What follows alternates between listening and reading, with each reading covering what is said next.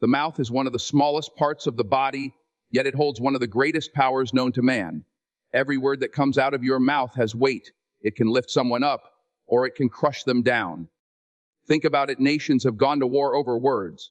Families have been destroyed because of words. Relationships have ended not because of actions, but because of what was spoken in anger or pride.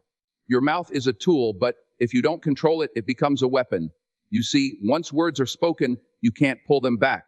You can apologize, you can explain, but you can't erase the sound that left your lips. That's why discipline with your tongue is wisdom. A person who can hold back from speaking in anger is a person who has learned true strength. People think strength is about muscles or power or money, but real strength is in restraint. It's in the ability to stay silent when silence will save you, and to speak when your words can heal, encourage, or inspire. Many people fail in life not because of lack of opportunity, not because of lack of talent, but because of a loose tongue. They talk too much, they argue too quickly, they reveal too soon, or they speak without thinking. And what happens? They close doors that could have opened, they lose trust that could have been earned, and they break relationships that could have lasted. The tongue can open a future, but it can also bury it. That's why you must learn the power of thoughtful speech. Before you respond, ask yourself, will these words add value? Will they solve a problem, or will they create one? If the answer is destruction, then silence is the greater strength. Because silence is not weakness, it is strategy. Silence is control. Silence is choosing to fight battles worth fighting instead of being dragged into every war your emotions invite you to. The mouth is also a mirror of the heart. What you say reflects what you think, and what you think reflects who you are becoming. If you constantly speak negativity, if you constantly complain, gossip, or curse, that's the fruit of what's living inside you. But if your words build, if your words encourage, if your words carry vision and purpose, that shows that your mind is disciplined and your heart is aligned. When you master your mouth, you gain respect. People begin to trust your words because they know you don't waste them. Leaders are not leaders because they shout the loudest. Leaders are leaders because when they speak, their words have weight. You must understand your words are like seeds. What you plant in people, in situations in your own life, it grows. If you want a harvest of peace, sow words of peace. If you want a harvest of opportunity, sow words of wisdom. So control your mouth, because the power of life and death, success and failure, peace and chaos, lies in the words you choose to release. Silence is not weakness. Silence is discipline. In a world where everyone wants the last word, where everyone feels the need to prove a point, silence becomes your greatest advantage. Most people believe strength is in talking back, clapping back, showing the world you won't be disrespected. But real power is not in the noise you make. It's in the control you show. When you refuse to let your tongue move faster than your mind, you've already won half the battle. Think about it. How many arguments could have been avoided if someone simply chose to stay silent? How many friendships would have lasted if one person didn't feel the need to prove they were right every time? How many careers, how many reputations, how many marriages have been destroyed because people didn't know when to close their mouths? Silence doesn't mean you're defeated. It means you're smart enough to understand that not every fight deserves your voice. The problem is, people confuse silence with weakness. They think if you don't respond, you're scared or you've lost. But let me tell you something, silence is strategy. A chess player doesn't move every time his opponent does. He waits, he watches, he calculates. In the same way, a disciplined person doesn't respond to every insult, every provocation, every petty distraction. They save their words for the right moment, the right cause, the right purpose. That's what makes their words valuable, because they're not wasted. Words are like currency. The more you spend them carelessly, the less they're worth. But if you spend them wisely at the right time, they gain power and respect. People begin to listen when you speak because they know you don't speak just to fill the silence. You speak to bring clarity, wisdom, and truth. That's why silence is not emptiness. Silence gives weight to your words when you finally choose to use them. Sometimes silence is also protection. When you hold your tongue, you protect your peace. You protect yourself from regret. Because once words are out, they can't be taken back. How many times have people wished they could rewind time and unsay the words that left their lips in anger? But silence never needs an apology. Silence never ruins a relationship. Silence never costs you your dignity. There is also a deeper strength in silence because it requires patience. It requires humility. It requires wisdom to choose not to fight every battle. That's why silence is not passive, it's active self-control. The loudest person in the room is rarely the strongest. Often, it's the quiet one, the one observing, the one who speaks little but says much, that carries the real authority. So learn to embrace silence. Not because you are weak, not because you are afraid, but because you are wise enough to know when your words are needed and when they are not. Because discipline in your mouth is not about saying more, it's about saying less with greater impact. Emotions are powerful, but they are also temporary. They rise and fall like waves, and if you make decisions in the heat of the moment, you may end up living with consequences long after the feelings have passed. Anger lasts minutes, but the damage caused by an angry decision can last a lifetime. Sadness may linger for a day, but a decision made out of hopelessness could cost you years.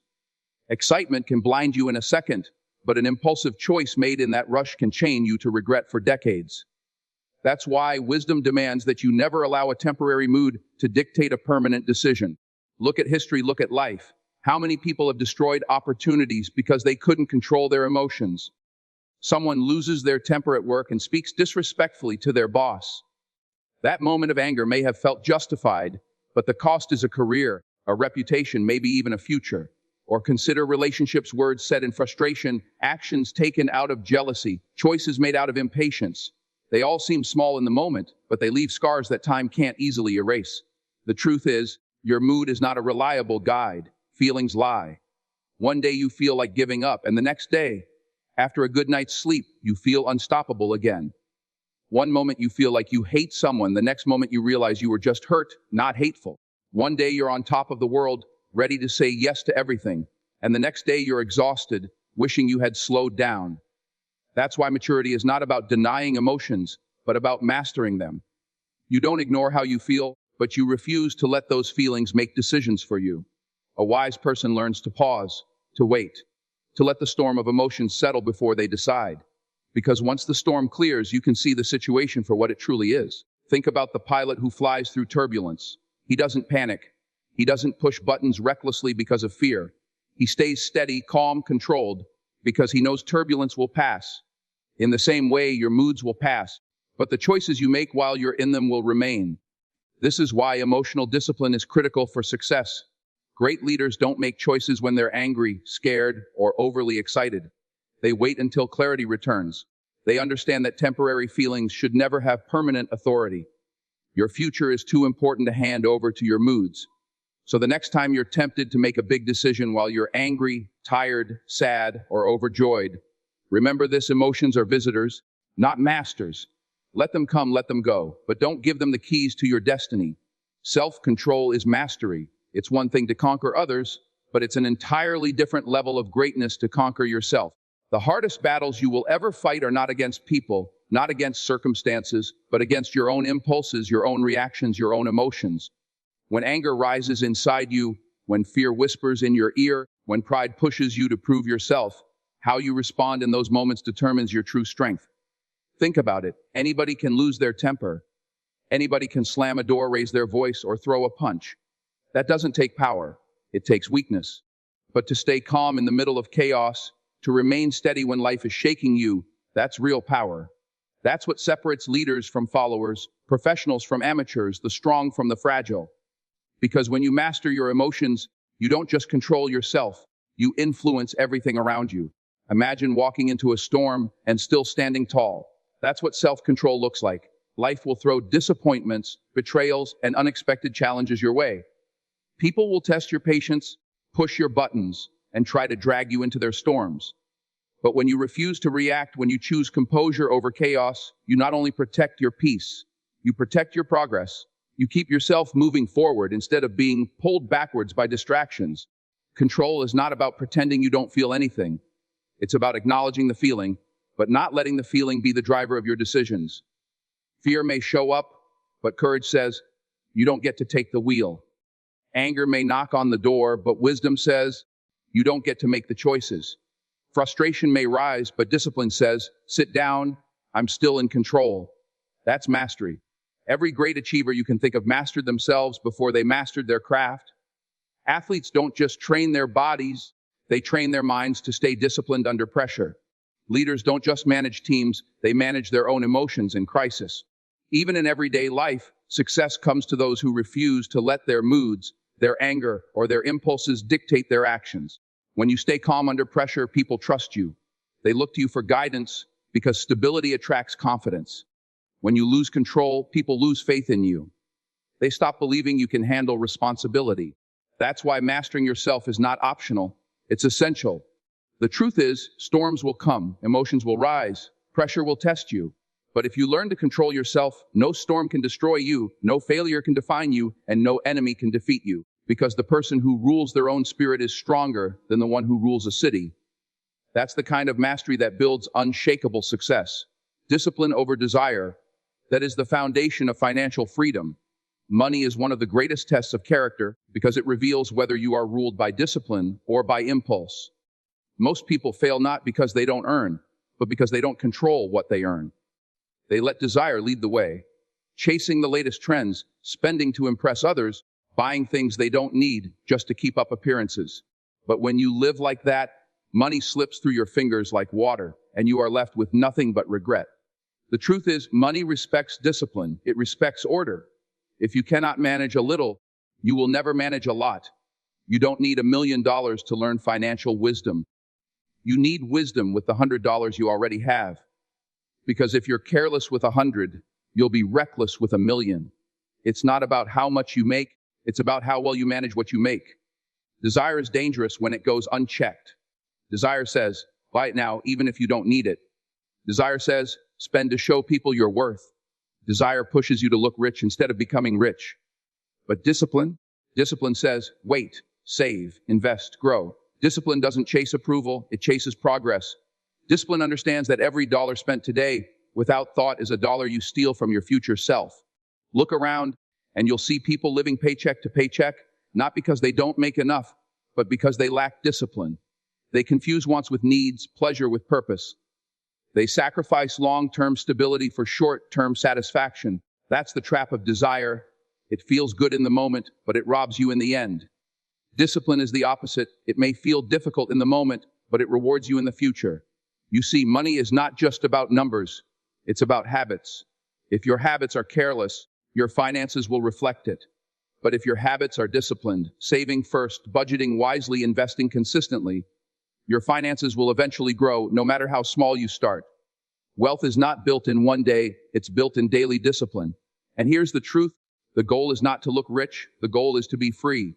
True wealth is not in the clothes you wear, the car you drive, or the likes you collect on social media. True wealth is the freedom to live without financial chains, to provide for your family, to invest in your dreams, to give generously, and to sleep at night without worrying about debt. That freedom only comes when discipline rules over desire. So the next time desire whispers, spend it now. Let discipline remind you, save it, grow it, multiply it. Because the choices you make with your money today will either enslave you tomorrow or set you free. And freedom, financial freedom, is always the reward of discipline. Financial literacy is survival. It's the knowledge that separates those who thrive from those who struggle. Money is not just a tool, it's a language, and if you don't understand that language, you will always be at a disadvantage. Most people go through life thinking that earning is enough, that bringing home a paycheck automatically means progress. But that's not true. Without knowing how money works, how to save it, grow it, and make it work for you, you are simply running in circles, trading time for temporary satisfaction. Understanding money is not optional. It's essential. It's as critical as learning to read or write. Because if you cannot read the financial signs, if you cannot calculate risk, if you cannot distinguish an investment from a trap, you will be manipulated by the system. And the system is designed to take advantage of ignorance. You see, money has rules. Interest grows, debts accumulate, investments multiply, and taxes claim their share. If you are unaware of these rules, you will pay the price, even if you work harder than everyone else. Financial literacy teaches you discipline, patience, and strategy. It shows you that it's not about how much you make, but how much you keep and how wisely you use it. You learn that debt is not always a tool. It can be a trap. That credit is not a gift. It is a responsibility. That investing is not gambling. It is a way to grow your resources over time. When you understand these principles, money becomes an ally instead of an enemy. Too many people live paycheck to paycheck because they have never learned the basics. They spend first and worry later. They follow trends, not strategy. They hope for windfalls instead of creating systems. But financial literacy changes that. It gives you control over your resources. It allows you to plan for emergencies, to invest for the future, to multiply what you have instead of simply consuming it. It turns scarcity into opportunity. It's not complicated, but it requires commitment. You must read, you must learn, you must seek advice, and most importantly, you must apply what you learn. Knowledge without action is useless. You can know everything about money, but if you don't apply it, you will remain in the same place. Learning about budgeting, investing, taxes, and financial planning is not a luxury.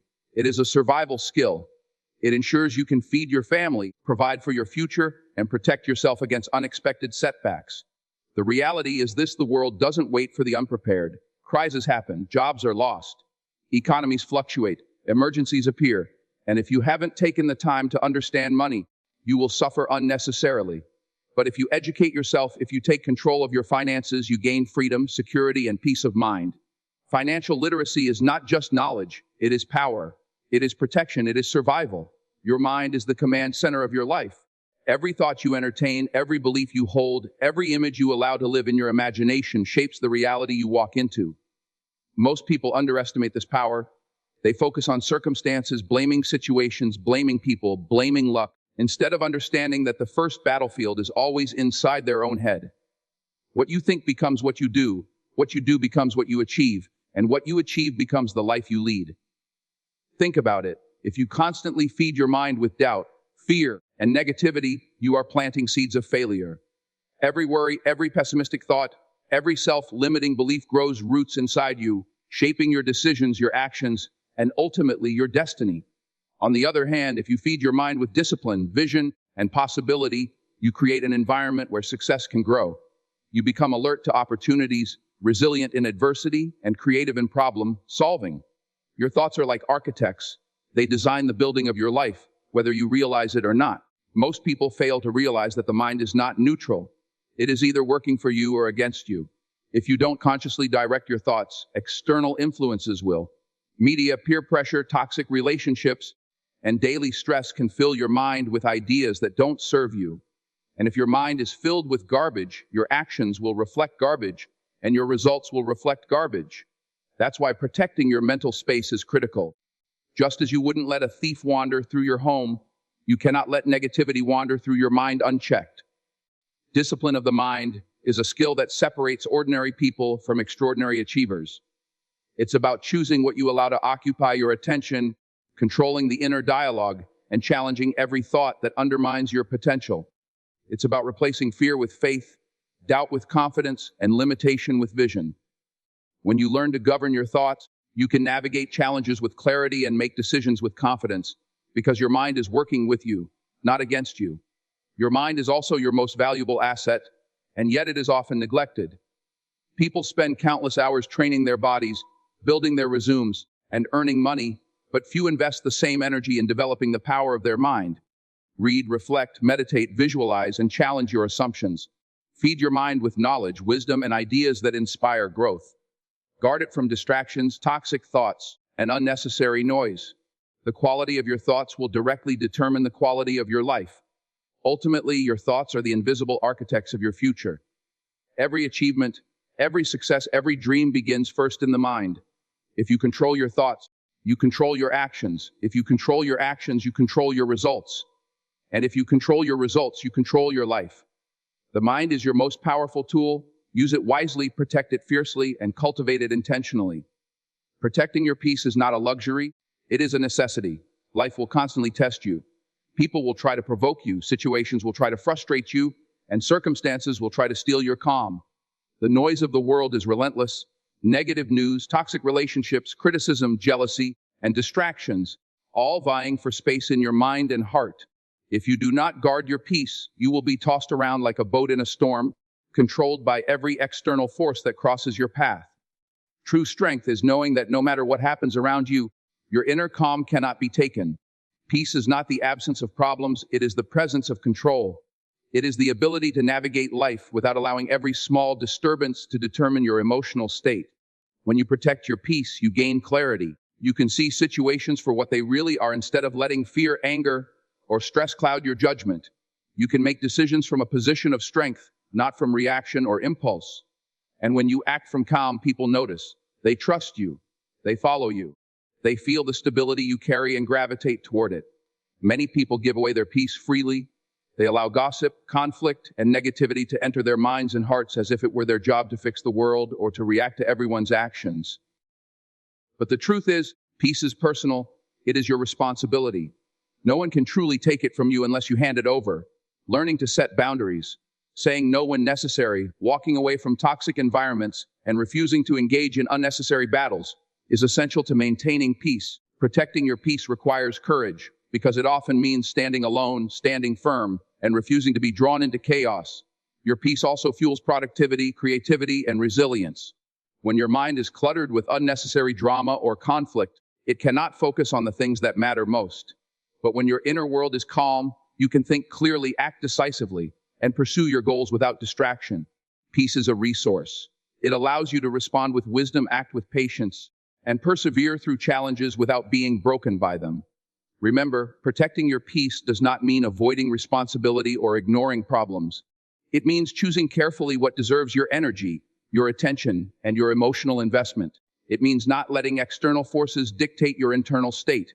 Life will always throw storms at you, but peace is the anchor that keeps you steady, the shield that keeps you strong, and the light that guides you through darkness. So guard it fiercely, nurture it daily, and never take it for granted, because your peace is the foundation upon which every other success is built. Without it, wealth, achievements, and even relationships lose their value. Protect your peace, and you protect the life you are building. So, let me leave you with this. Control is the secret that separates those who succeed from those who struggle. Control your mouth, because words are seeds that grow into your future.